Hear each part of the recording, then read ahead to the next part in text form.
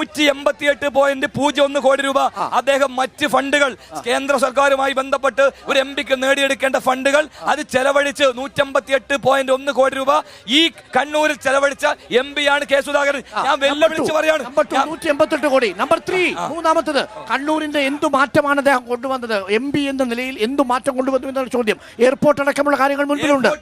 Airport ഉൾപ്പെടെ രാജ്യത്തെ എയർപോർട്ടുകളെല്ലാം സ്വകാര്യവൽക്കരിക്കുന്നതും കോർപ്പറേറ്റുകൾക്ക് എഴുതി കൊടുക്കുന്ന നരേന്ദ്രമോദിയാണ്. കണ്ണൂർ എയർപോർട്ടിനെ തകർക്കാൻ ശ്രമമാണ് രാജ്യം ഭരിക്കുന്ന മോദി സർക്കാർ ചെയ്യുന്നത്. അതിനെതിരായിട്ടുള്ള ശക്തമായ നിലപാട് ഇന്ത്യൻ പാർലമെന്റിനകത്തും കേന്ദ്രമന്ത്രിമാരുടെ മുമ്പിലുമെല്ലാം അദ്ദേഹം ശക്തമായി ഇടപെട്ടിട്ടുണ്ട്. പക്ഷേ BJPക്ക് ഒരു നിലപാടുണ്ട്. അദാനിക്ക് എഴുതി കൊടുക്കാൻ കണ്ണൂർ എയർപോർട്ട് തീരുമാനിച്ചത് കൊണ്ടാണ് ആ വികസനത്തിലെത്തിയ എയർപോർട്ട് ഇന്ന് രാജ്യത്തെ തകർത്തുകൊണ്ട് കണ്ണൂർ മാത്രമല്ല ഈ രാജ്യത്തെ മുഴുവൻ എയർപോർട്ടുകളും സ്വകാര്യവൽക്കരിക്കുന്ന നിലപാടല്ലേ. സ്വാഭാവികമായി അതിനകത്ത് ഒരു പ്രതിപക്ഷ എം പിക്ക് ഇടപെടാൻ സാധിക്കുന്ന ഇടപെടൽ അദ്ദേഹം സംസാരിച്ചിട്ടുണ്ട്.